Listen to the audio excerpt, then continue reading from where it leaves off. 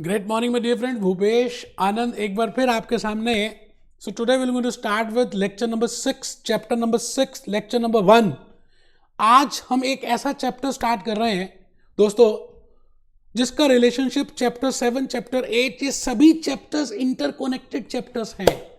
So we have completed 5 chapters. So today I'm going to start with chapter number 6, external analysis, political and legal factors. Chapter number 7, external analysis, economical factors. Chapter number 8, external analysis, social factors, demographic factors and technological factors.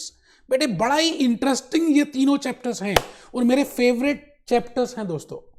So I will be giving you huge value addition in all these 3 because they are interconnected. तो आप जल्दी से अपना register open कर लें. आज बड़ा मजा आने वाला है because today is the introductory class. This is not for chapter 6. मैं chapter 6, 7th, 8th तीनों को मिलाकर I want to tell you what is the importance of external analysis. What I mean by analysis. What is internal analysis? What is external analysis? दोस्तों जल्दी से अपना register और अपना जल्दी से मैं समझता हूं कि हाइलाइटर्स बाहर निकाल लें. मैंने लिखा ग्रेट मॉर्निंग और मैंने लिखा action speaks louder than words. आपकी जो एक्शंस हैं they are more important.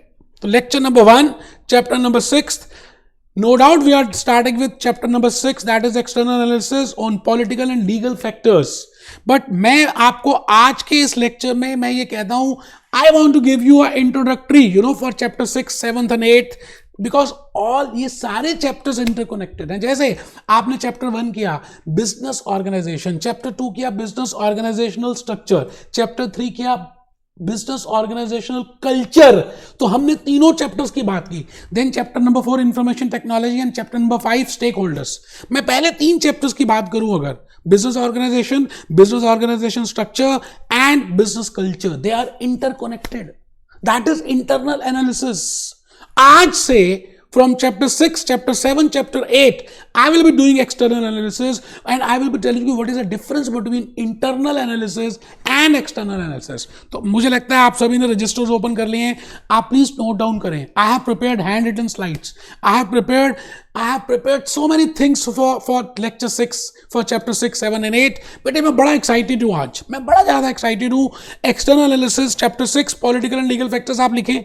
Chapter 7 लिखें इकोनॉमिकल फैक्टर्स और चैप्टर 8 लिखें. There are 3 factors which we will consider: social factors, demographic factors and technical logical factors. बेटा रियल केस स्टडीज बताऊंगा. Nokia की बात करूंगा, कोडैक की बात करूंगा, एप्पल की बात करूंगा, रिलायंस जियो की बात करूंगा, एयरटेल की बात करूंगा, आर्टिफिशियल इंटेलिजेंस की बात करूंगा. That how the things are moving like anything. What are the legal laws. आइए बड़ा मजा आने वाला दोस्तों. मैं भूपेश आनंद आज आपके सामने एनालिसिस की बातें करेंगे. अभी देखेंगे चैप्टर क्या है. वी विल सी कि चैप्टर है क्या.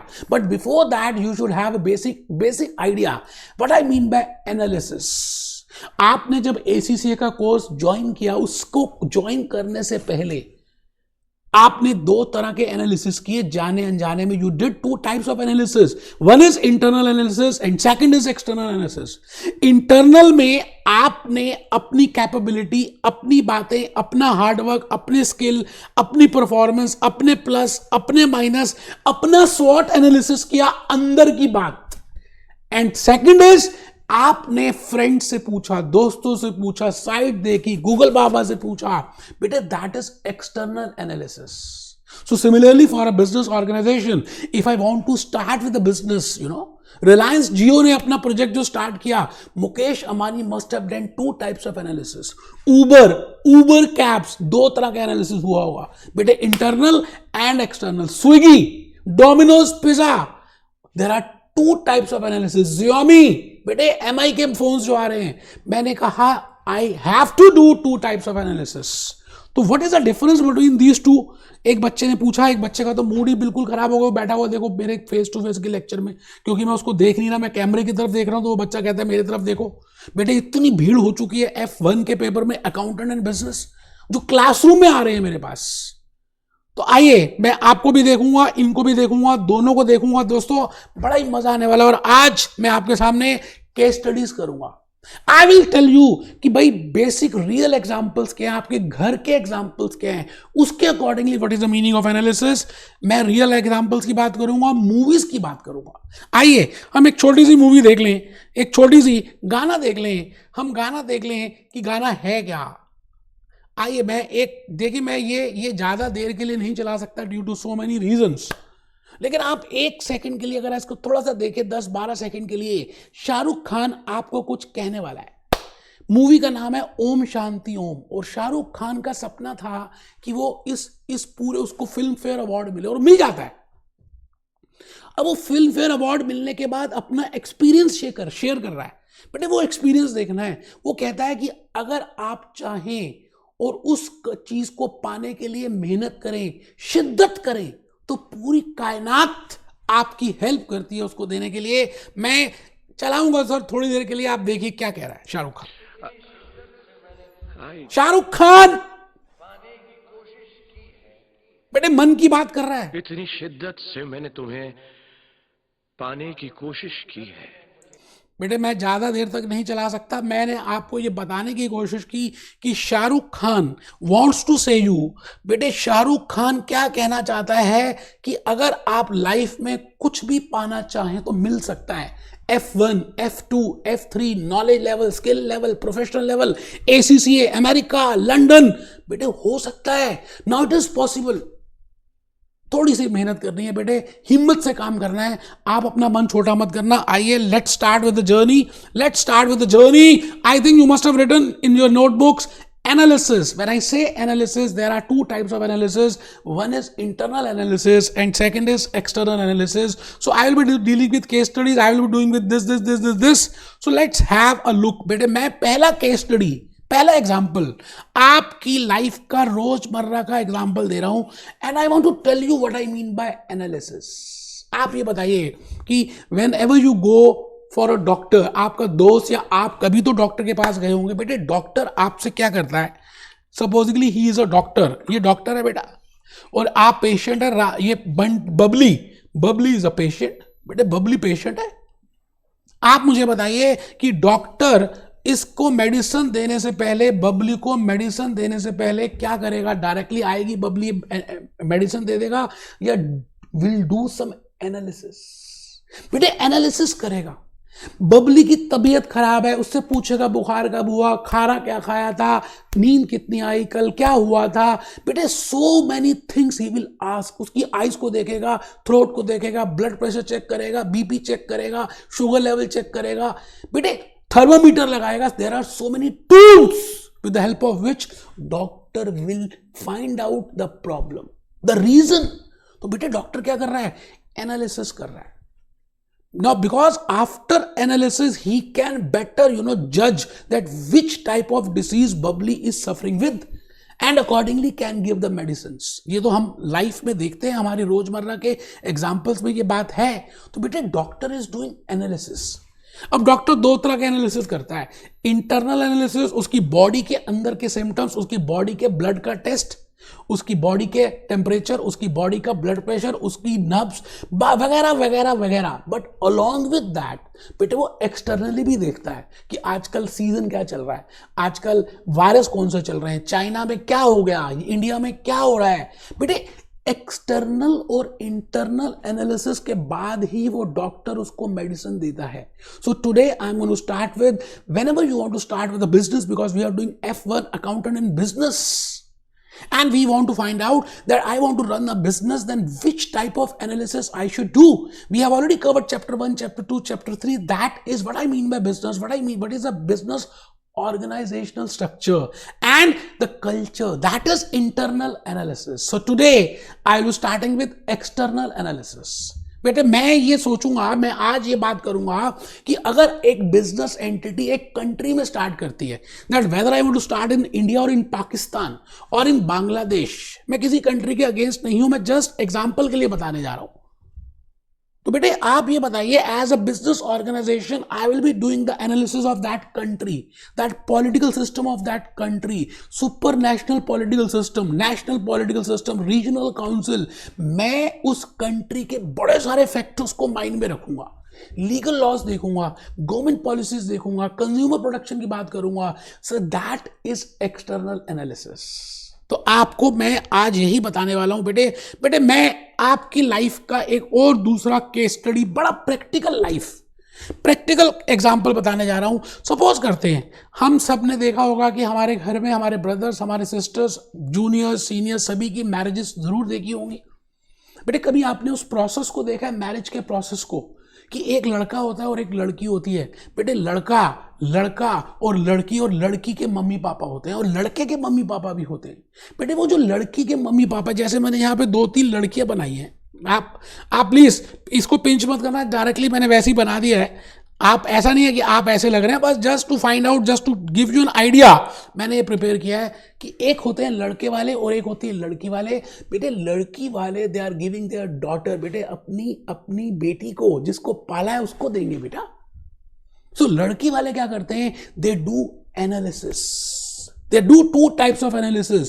पहली बात, लड़के की डेट ऑफ बर्थ क्या है. हमारी इंडिया में ऐसा होता है बेटे, date of birth, time of birth, उसका नेचर देखते हैं. और लड़की का डेट ऑफ बर्थ, लड़की का नेचर, स्टार्स को टैली करते हैं कि वो स्टार्स आपस में टैली कर रहे हैं. दैट इज इंटरनल एनालिसिस, कि क्या internally they are made for each other.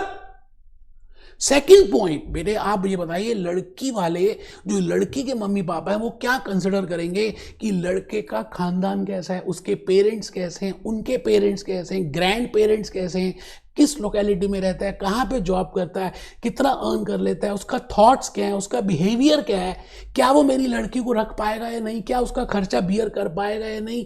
बेटे all this is nothing but analysis. External analysis, external factors को देखा जाता है, इंटरनल फैक्टर्स को देखा जाता है. सिमिलरली अब मैं इसको यूज कर रहा हूं बिजनेस एंटिटी के लिए. आप ये बताइए, if I want to start with Reliance Jio as a new project, और Hindustan Lever wants to come up with a new product, और a new venture is coming up. Now before that at least we should have analysis, then only it is better to go in that. And analysis are of 2 types, one is internal and second is external. तो मैं भूपेश आनंद आपके सामने external analysis की बातें आज करूंगा. और external analysis में बेटे F1 अकाउंटेंट एंड बिजनेस में वी हैव 2 एनालिसिस. ये बेटे ये नया बिजनेस है, मेरी कहानी, मेरी जुबानी. बेटे ये बिजनेस है, इस बिजनेस को स्टार्ट करना है, मुझे अपनी झोपड़ी बनानी है. उसको बनाने के लिए it is important that I should do 2 types of analysis. One is internal analysis and second is external. And we have in the last 5 chapters, we have covered what is the meaning of internal analysis. What I mean by business organization, what are the functions of that, what are the different types of business organizations, what is the importance of that, what is the meaning of structure, how many types of structures are there, what are the advantages of that, what are the disadvantages of that. But ये सारा जो भी किया वो internal analysis था. अब एक बच्चा कहता है समझ आया, okay. And now we are doing with external analysis, political factors, legal factors. जिस कंट्री में हम जा रहे हैं उसकी पॉलिटिकल फैक्टर्स कैसे, लीगल फैक्टर्स क्या है, सोशल फैक्टर्स क्या है, डेमोग्राफिक फैक्टर्स क्या है, बेटे पॉपुलेशन कितनी है, वो सब देखेंगे, आएंगे. आप बस एक बार नोट कर लें प्लीज बेटे. मैंने I have prepared a very done a hard work for you. So my point is, my request is, my humble request to you will be, please note down F1 accountant and business, internal analysis, external analysis. Within external ऐसे table बनाइए, political, legal, social, demographic, technological, economical. आज हम नई case studies की बातें करेंगे बेटे. आज की लाइफ में क्या एनालिसिस होता हम देखेंगे. मैं आ गया जी भूपेश आनंद. मैं भूपेश आनंद आपको लेके चल रहा हूं बेटे. मैंने जैसे यहां पे बताया पहले पॉलिटिकल फैक्टर्स हैं, तो पॉलिटिकल फैक्टर्स में क्या क्या फैक्टर्स, क्या क्या बातों को कंसिडर करेंगे. मैंने अभी वैसे बता दिया. If I compare India versus Pakistan, तो इंडिया की बात करें तो बेटे इंडिया में, या इंडिया वर्सेस बांग्लादेश, या किसी भी कंट्री को कंपेयर कर सकते हैं. ऐसा नहीं है कि मैं पाकिस्तान और इंडिया को कंपेयर कर रहा हूं, ऐसा कुछ भी नहीं है, क्योंकि दोनों कंट्री से मैं प्यार करता हूं, क्योंकि हम सबका खून लाल है बेटा. इंडिया वर्सेस पाकिस्तान में अगर आप पॉलिटिकल सिस्टम देखें तो यहां पर मोदी जी हैं और यहां पर इमरान खान है. इनकी पॉलिसीज अलग हैं, इनकी पॉलिसीज अलग हैं, इनके थॉट्स अलग हैं, इनके थॉट्स अलग हैं, इनकी वैल्यूज अलग हैं, इनकी वैल्यूज अलग हैं. और एक बड़े पापा बैठे हैं बेटे, super national authority, super national government बेटे, जो इंटरनेशनल WTO की बात हम करें, सुपर नेशनल, तो एक होती है सुपर नेशनल, एक होती है नेशनल, एक होती है रीजनल। बेटे हर स्टेट की गवर्नमेंट अलग है, दिल्ली की गवर्नमेंट अलग है, महाराष्ट्र की गवर्नमेंट अलग है, दिल्ली का चीफ मिनिस्टर अलग है, महाराष्ट्र का अलग है, उत्तरांचल का अलग है, उत्तराखंड का अलग। All have different types of systems and they have different values. तो बेटे political system of a country plays a very important role. So before you start with a new venture, it is important that you should put your more emphasis on political factors जरूर देखें। जैसे आजकल BJP की बात करें तो last 2 साल 1 साल पहले CAA का नया कंसेप्ट स्टार्ट हुआ, या अभी भी आजकल CAA चल रहा है बेटे, सिटीजन का जो नया लॉ निकाला। So what are the thought process of the government? BJP की क्या थॉट प्रोसेस है, कांग्रेस की क्या थॉट प्रोसेस है? दिस इज नेशनल बेटे, इसके ऊपर है वर्ल्ड टॉप ग्लोबल गवर्नमेंट्स। तो I will be talking of values बेटे। पॉलिटिकल फैक्टर्स में मैं भूपेश आनंद बीजेपी की बात करूंगा, उस गवर्नमेंट की वैल्यूज की बात करूंगा, थॉट्स की बात करूंगा, super national governments, national governments, regional governments. So these factors play a very important role. For example, in Islamic countries, बेटे वो जनरली अवॉइड करते हैं ड्रग्स या विस्की या अल्कोहल वाले प्रोडक्ट्स की इंडस्ट्रीज को प्रमोट करना। तो I should know what are the values of that. Accordingly, I should start with that. You're getting my point. The second factor which is very important is what are the legal factors. हम जिस country में enter करेंगे, Islamic में करेंगे, तो उनके legal factors क्या हैं, लीगल लॉज क्या हैं, गवर्नमेंट पॉलिसीज क्या हैं in regard to employees, in regard to data protection, in regard to data security. बेटे फेसबुक का डाटा किस तरह से प्रोटेक्ट होगा, इंस्टाग्राम का अगर हो, इंस्टाग्राम को कैसे अपना डाटा प्रोटेक्ट करना पड़ेगा।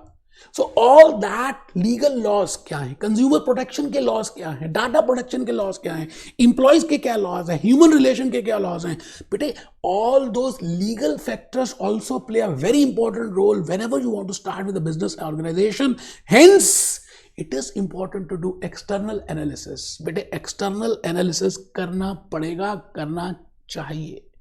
मेरी बात को आप समझ पा रहे हैं? तो आप सभी को मैं ये कहता हूं कि आप लिखें, जैसे मैंने लिखा GST, goods and services tax enter हो गया हमारे लीगल लॉज में इंडिया में। तो आपको इंप्लॉइज प्रोटेक्शन के लिए, कंज्यूमर प्रोटेक्शन के लिए, डाटा प्रोटेक्शन के लिए, बेटे सपोज करते हैं एक नई रूलिंग आ गई, लीगल और ट्रैफिक पुलिस आ गया कि हेलमेट वेयरिंग करना सबको इंपॉर्टेंट है। तो जो हेलमेट बनाती है कंपनीज, बेटे उनके तो बारे न्यारे हो जाएंगे। So you have to analyze the legal laws, government policies.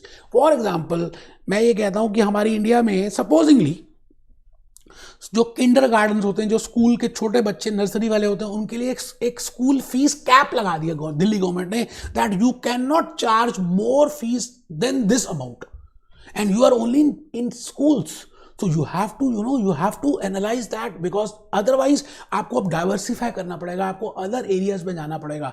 If you are totally dependent on school and there is a cap on school fees, so that will be a very lost position for you. So it is important that you should find out what are the government policies, what are the legal factors before entering into that. And बेटे next point हम बड़ा ही important discuss करेंगे chapter number 7 में। वो chapter 6 था economical factors. वो country की economy कैसी है। बेटे ट्रंप इंडिया में क्यों आ रहा है, आपको मैं ज़्यादा डिटेल में तो नहीं बता पाऊंगा, लेकिन आप समझ लें economical factors play a very important role. India में यंग पॉपुलेशन ज़्यादा है, इंडिया में रिसोर्सेज ज़्यादा है, इंडिया में पॉपुलेशन ज़्यादा है, इंडिया की पर कैपिटल इनकम बढ़ रही है, इंडिया का GDP इंक्रीज हो रहा है, इंडिया का डिमांड इंक्रीज हो रहा है, इंडिया की सप्लाई। बेटे all these factors are economical factors. So before starting with a business organization, you should consider all these factors. तो बेटे डिमांड देखेंगे, डिमांड के फैक्टर्स देखेंगे, लॉ ऑफ डिमांड देखेंगे, इनकम इफेक्ट देखेंगे, सब्स्टिट्यूशन इफेक्ट देखेंगे। आप देख रहे हैं मैं कितना एक्साइटेड हूं सारी बातें बताने के लिए, because chapter 6, chapter 7, chapter 8 are very favourite subjects. बेटे मैं एनालिसिस ही बहुत ज्यादा करता हूं। इन्फ्लेशन कितना है, monetary policies, what are the monetary policies, what are the physical policies, क्या टैक्स है, क्या बजट है, कैसा पर्सनल इनकम टैक्स है, what is the corporation tax. But all those factors to be taken into account before you start with any business entity. मैं बेटे इसके बाद आ गया सोशल फैक्टर्स में। सोसाइटी कैसा रहती है, जैसे मैं कहता हूँ यूके में कल्चर है, फ्राइडे के बाद वो सैटरडे संडे घूमने चले जाते हैं। They believe in travelling, they believe in comfort, they believe in this. तो what are the social culture, attitude क्या है, बिहेवियर क्या है, क्या वैल्यूज है, एथिकल क्या बिजनेस है उनका। तो आपको सोशल फैक्टर्स को भी कंसिडर करना है। You have to consider economical factors, you have to consider political factors, you have to consider legal factors, and demographic factors. The most important factors are demographic factors, कि आपकी demography, आपकी country में क्या season है जिसमें आप business start कर रहे हैं, पॉपुलेशन कितना। जैसे जर्मनी का अगर आप देखें, young population is missing. If I compare Germany with India, huge young population is there. So if I want to start with a product which is more more for young, it is useless to start in Germany, it is better to start in India. तो demographic factors, population क्या है, population की policies क्या है, and how much is the educational level, how much people are wealthy, उनका test क्या है, उनका कल्चर क्या है, all that will come under the heading of demographic factors। तो बेटे आप लिख लें health, population size, happy index देखेंगे कितना हैप्पी इंडेक्स है, पॉपुलेशन कॉम्पोजिशन, एजुकेशन, वेल्थ, ये सभी फैक्टर्स को ध्यान में रखेंगे। और last factor is the most important. बेटे आजकल आपको पता है आर्टिफिशियल इंटेलिजेंस आ गई है, इंप्लॉइज 60% आने वाले दिनों में उनकी जॉब चली जाएंगी बेटे, they will be unemployed because of artificial intelligence, because of machine learning, because of new concepts are coming। So old technology versus new technology। मैंने नोकिया का एग्जांपल यहां पे लिखा कि बेटे नोकिया का एक जीता जागता एग्जांपल है। आप सब, हम सब नोकिया के फोन को यूज करते थे, और उसके बाद सैमसंग आया, आजकल सैमसंग चला गया बेटे, Xiaomi आ गया। Latest technology, artificial intelligence, speech recognition, new concepts, new things, new ideas, new innovations, e commerce. Amazon का जो मालिक है बेटे, आज सबसे ज्यादा अमीर आदमी कैसे बन गया, बिल गेट से। बेटे दुनिया का सबसे अमीर आदमी अमेजॉन का मालिक। तो आपको गूगल चेक करना है और आपको देखना है how these factors play a very important role. मैं भूपेश आनंद आपके सामने बड़ा ही प्यार से बताने जा रहा हूं कि आपको कुछ नोट भी करना है। आइए मैंने बेटे आपके लिए हैंड रिटन स्लाइड्स प्रिपेयर किए हैं, and I have prepared revisionary slides. अब देखिए मैंने रिविजनरी स्लाइड्स में ये बताने की कोशिश की that what are the learning objectives in chapter number 6। Political system की बात करेंगे, लीगल सिस्टम की बात करेंगे, we will be talking of legal laws and all that। वो हम सब देखेंगे बेटे, घबराने की बात ही नहीं है। I will firstly want that you should write down chapter 6। बेटे आज श्री गणेश तो हम कर ही लेंगे ना, आज हम श्री गणेश तो करेंगे, और हम लिख रहे हैं chapter 6 external analysis. Chapter 6 external analysis. बेटे what, why and how, I should know the logic why I am doing this chapter। बेटे मेरे लेक्चर यूट्यूब के किसी दूसरे लेक्चर, पूरी वर्ल्ड के लेक्चर्स में कंपेयर कर लीजिए, and you will find that I have given you the more logical concepts.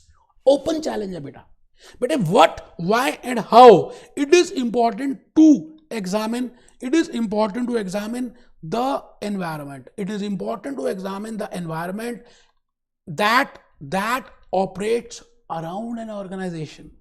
आप आज एक क्लोज्ड इकोनॉमी नहीं है बेटे, India was close economy 10 years, 15 years, 20 years back, but now you are a open economy। आपको global technology, global competition, global players, global quality, you have to compete with that। So competitors, technological factors, economical factors, political factors, legal factors, ये सभी important role play करेंगे। तो आइए थोड़ा सा लिख लेते हैं बेटे। आप सब फर्स्ट पॉइंट तो लिख लें, external analysis, what, why and how. It is important to examine the environment that operates around an organisation. बड़ी ज्यादा मैं क्या बताऊं अब आपको, मैंने आपके लिए बड़ा ही जबरदस्त, आपको क्या बताऊं दोस्त, बड़ी ज्यादा मेहनत की है। अगर आप ध्यान से लिखेंगे तो मुझे अच्छा लगेगा बेटे। We will be doing with PEST analysis, political analysis देखेंगे, इकोनॉमिकल एनालिसिस देखेंगे, सोशल एनालिसिस देखेंगे, and technological analysis. Please prepare this graph. ये फ्लो चार्ट मेरी अपना क्रिएशन है। I will be firstly going for political factors, पहला step, legal factors, social factors, demographic factors, technological factors, competitive factors. बेटे एक organisation को चलाना कोई आसान काम है? आपको क्या लगता है इजी है क्या? तो बेटे इसके अलग अलग नेम्स हैं हमारे कैप्लन और बीबीबी में। PEST analysis, PESTEL analysis, STEP analysis, PESTEL analysis, ये हम सब डिस्कस करने वाले हैं, हम सब डिस्कस करेंगे। बेटे मैं अब नेक्स्ट लेक्चर से, आज का ये जो लेक्चर था ना, लेक्चर 1, ये तो इंट्रो लेक्चर था चैप्टर 6 का, चैप्टर 7 का, चैप्टर 8 का. Just I want to tell you what is the meaning of analysis and how this analysis is important, what I mean by internal, what I mean by external and how many 3 chapters which are related interconnected with that. तो मैं lecture 2 में आपको सबसे पहले बताने वाला हूं political. हम सबसे पहले डिस्कस करेंगे political factors, legal factors. Political factors में गवर्नमेंट की बातें करेंगे. लीगल फैक्टर्स में हम कंज्यूमर प्रोटेक्शन लॉज की बात करेंगे. We will be talking of employees protection laws, we will be talking of data security laws, we will be talking of data creation laws, data preparation laws, data security laws. हम ये सभी बातें discuss करेंगे. उम्मीद है कि आपको ये you're getting my thing that what I want to say you in lecture number 1. So next lecture will be very important lecture. Be happy, be jolly, be